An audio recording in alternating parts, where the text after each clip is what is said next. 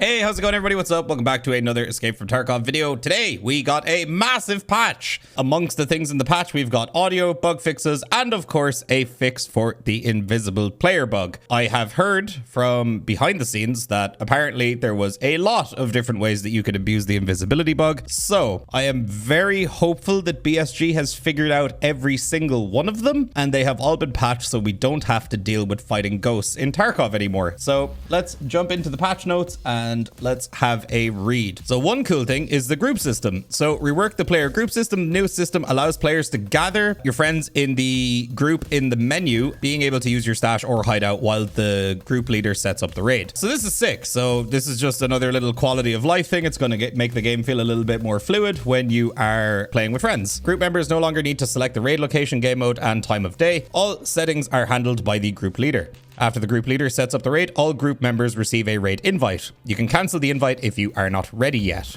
In co-op practice mode, you can gather up to 20 people in a group, depending on the location. After a raid, the group will stay with the same participants that were in it. The only exception is the co-op mode with more than 5 participants. In this case, it is only the first 5 members stay. This is another big one here, and this one has me a little bit worried. Change the quest reward skill calculations. Players will always receive skill levels in the amount specified in the quest. I made the mistake of handing in Mentor and Shooter Born in Heaven now, and that one Tarkov shooter quest. So now, does that mean that I have kind of scammed myself out of some sniper levels?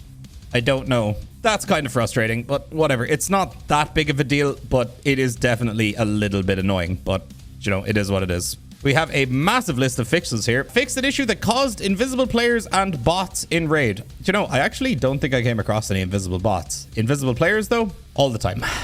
It was really fun last couple of weeks of Tarkov. It's been a good time. Fix the incorrect operation of some Oculus audio components that led to incorrect sound positioning, memory leaks, and reduced performance. This is not the final version of fixes. From what I've seen of this, somebody tweeted about this earlier. It might have been OnePeg. The maps that are affected by this are Customs, Woods, Streets of Tarkov, and I think Factory. So I don't think Shoreline and Interchange are included in this. I'm going to play some Shoreline later and test that myself, so that I'm not entirely sure on, but I don't think it applies to every single map just yet. This is not the final version of fixes, so maybe they're going to move on to the rest of the maps now. Sorry, Labs was also included in that. So work on improving the sound system and adjusting the positioning of sound on locations will continue in future updates, of course, because there's a lot of, what are they called, occlusion zones that have to be worked on. Upstairs, downstairs, underground, 3rd floor, 1st floor, 5th floor, 10th floor, like, yeah, it's a lot, and it's going to take them a while to fix it, but hopefully this patch is like the first real good step in the right direction for this, because the audio has been abysmal this wipe. Adjusted the geometrical sound positioning system on the lab location, so thank God they optimized the least played map first. That's important. Fixed an issue that caused the character's hands to freeze when using medicine and other consumable items. This one's an interesting one to me. I haven't had any issues with this, but I've had tons of people come into my Twitch chat and tell me this is happening to them all the time. So I guess that's fixed. Adjusted and optimized the visuals of light sources on Streets of Tarkov.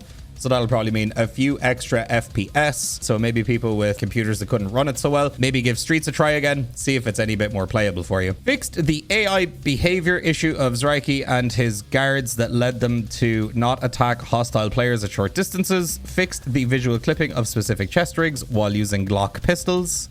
Okay. Fixed the incorrect icons for specific weapon attachments and ammo. So we've got a few new icons, I guess, for attachments and ammo. Fixed the incorrect animation of wristwatches on bare character models. So I have no idea what this means or what was broken about this. If anybody knows what was wrong with this, please let me know, because I've never seen this. Thank God our watches are fixed, lads. Fix the possibility of group members spawning in different spawn points in an online raid after playing co-op mode. So this is another thing I've never had. I've never had my teammates spawn like really, really far away from me, but I guess why would I be in an offline raid before I went into an online raid? But that's fixed. Fixed the possibility of Zraiki still attacking players even with an activated transmitter in some zones. Okay, fixed an issue that led to fence reputation lost for killing Zraiki and his guards as a scav. How would a scav ever kill that boss unless they were cheating, is my question. Fixed the possibility of killing bots without them returning fire while leaning and shooting from narrow openings or hard to see covers. Okay, so that just means it's going to be harder to kill bots now from like tight angles and stuff, I guess. Fixed interface elements overlapping when repeatedly switching between the character selection and lobby screens. Again, this is a bug I haven't seen in quite a while, but I guess some people were, and that's been fixed. Fix the issue that led to the 228 error while using the hideout or the gym in the hideout. Fix the incorrect airdrop position on specific locations. Okay, so this one I do understand. So on some maps, specifically Shoreline, sometimes you can call in an airdrop. This also happens on Woods, I believe. You can call in airdrops and they'll actually land in a tree and you can't loot it. I've also seen airdrops just like completely fall through the map, so maybe they have fixed that. Fix the issue that led to hand freezes while using the under barrel grenade launcher. Adjusted the shooting range gunshot sounds to match the indoor firing sounds. Okay, so now we're gonna have different gunshot sounds in our range. Fixed incorrect behavior of the currency selection UI in the flea market. Also fixed the visual artifacts while using NVGs with the FSR 2.1 enabled. I've never used FSR, but for anybody who likes using night visions that do use FSR 2.1, your night visions should now be much clearer. This one also, I read this one earlier. I still don't understand what this means. Fix the order of chambers in the RSH revolver drum. Fix an issue that led to the hammer cocking animation playing on dry fire after switching from single to double action on the RSH 12-inch Rhinos. So yeah, this I don't understand. Fix the order of the chambers in the RSH revolver drum. Does that just mean when you inspect the gun and you check the chambers, it was shooting in the wrong order? Because I've never had an issue where I fired the gun 5 times and at one point it didn't shoot a bullet because the chambers were in like the wrong order or something. So this, I'm guessing, was like a visual bug when you like inspected the gun or something.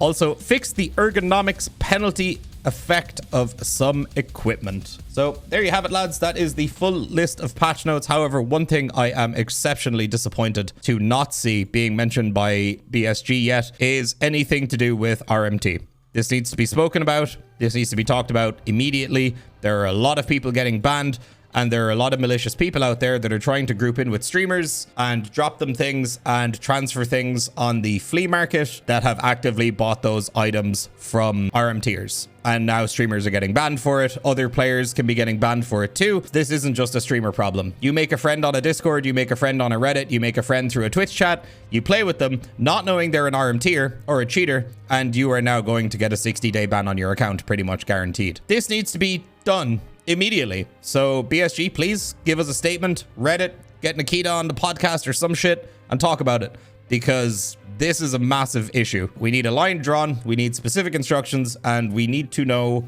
what you guys are going to do about it. With that public service announcement out of the way, lads, hopefully you guys enjoyed the video. If you did, leave a like, comment, subscribe, all that good stuff. Check out the Twitch stream, link down below, probably live when this video goes up. I will see you guys in the next video. Peace out, my dudes.